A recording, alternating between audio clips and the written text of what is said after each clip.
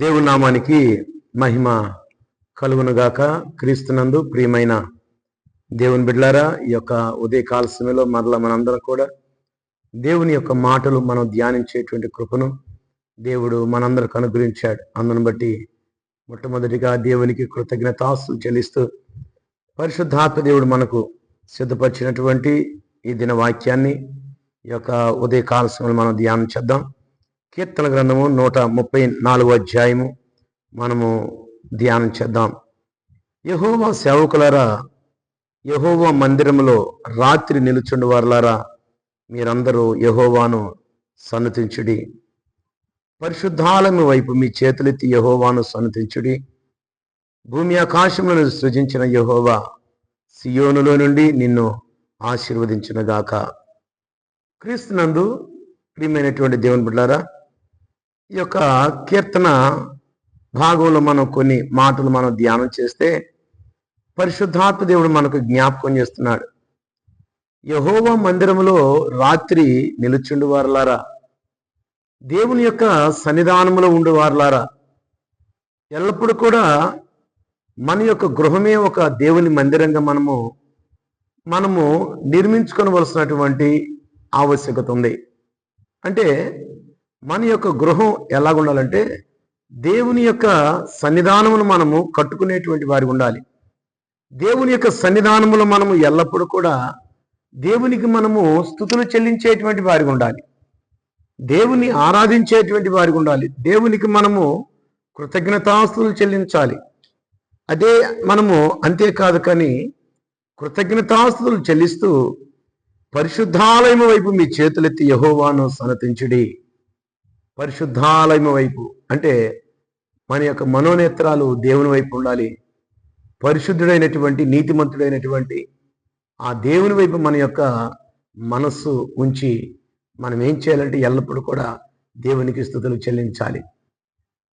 క్రీస్తునందు ప్రియమైనటువంటి దేవుని బిడ్డ, బైబిల్ గ్రంథంలో దానియేలు అనబడినటువంటి భక్తుడు ఉన్నాడు. ఆయన ఒక శ్రమలో ఉన్నాడు. ఇట్టి శాసనము సంతకము చేయబడినని తెలుసుకున్నా కూడా దానియేలు యథాప్రకారము తన యొక్క ఇంటి పైభాగంలో ఉన్నటువంటి ఆ యొక్క తన యొక్క గృహంలో ఆయన తన యొక్క కిటికీలు యెరూషలేము వైపునకు తెరిచి ఉండగా ఆయన ముమ్మారు దేవునికి ప్రార్థిస్తూ దేవునికి స్తుతులు చెల్లించినట్లుగా బైబిల్ గ్రంథంలో చూస్తాం.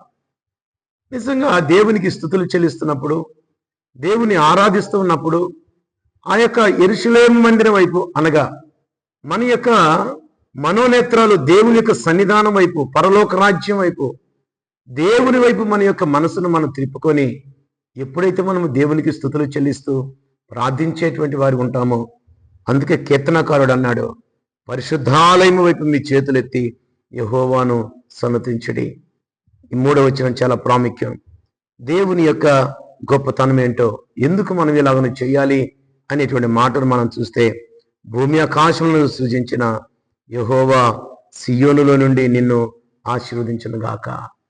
క్రీస్తునందు ప్రియమైన దేవుని బిడ్డారా, మన దేవుడు ఎంత గొప్పవాడంటే ఆయన భూమిని ఆకాశమును కలుగజేసినటువంటి వాడు. ఆయన పంచభూతాలు కలుగజేసినటువంటి వాడు. పగటి నేలుటకు సూర్యుని చేసిన వాడు. రాత్రి నేలుటకు చంద్రుని చేసినటువంటి వాడు. తల్లి గర్భంలో ఉన్నప్పుడే, ఒక పిండమై ఉన్నప్పుడే ఆయన మనను గుర్తెరిగి ప్రతిదినం కూడా మనల్ని కాచి కాపాడుతున్నటువంటి ఆ దేవుడు ఎంత గొప్ప దేవుడు అంటే సియోనులో నుండి మనలను ఆశీర్వదించేటువంటి వాడు.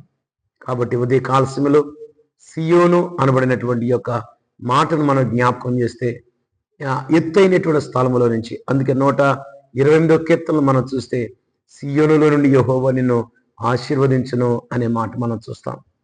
కాబట్టి క్రీస్తునందు ప్రియమైనటువంటి దేవుడు బిడ్డారు, ఈ ఉదయ కాలసీమలో పరిశుద్ధాత్మ దేవుడు మనకు జ్ఞాపకం చేస్తున్నాడు. మన దేవుడు ఎంత గొప్పవాడంటే భూమి ఆకాశమును సృజించిన యెహోవా ఆయన సియోనులో నుండి నిన్ను, నన్ను, మనందరిని కూడా ఆయన ఆశీర్వదించేటువంటి వాడు.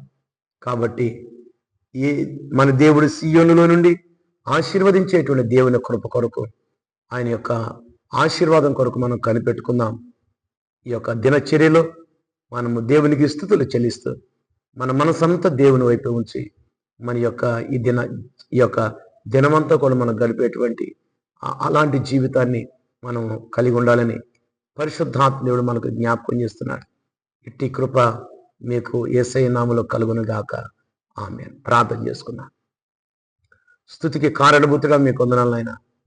ప్రేమ నమ్మకం కలిగిన మా తండ్రి, దేవా ఈ ఉదయ కాలసములో అయ్యా ఈ మాటలు వినుచున్నటువంటి నీ బిడ్డలను మీరు దీవించండి, ఆశీర్వదించండి నాయన. సియోనులో నుండి మీరు నాయన మమ్మల్ని ఆశీర్వదించే దేవుడు, భూమి ఆకాశములను సృజించినటువంటి గొప్ప దేవుడు నాయన, మమ్మలను మా అవసరాలు తీర్చే దేవుడు నాయన. పరిశుద్ధాత్మ దేవుడికి మీరు తోడుగుండి మమ్మల్ని నడిపిస్తున్నందుకు మీకు కృతజ్ఞతాస్తుతులు చెల్లిస్తాం. మా ప్రభువైన యేసుక్రీస్తు నామమున అడిగి వేడుకుంటున్నాం మా తండ్రి. ఆమేన్.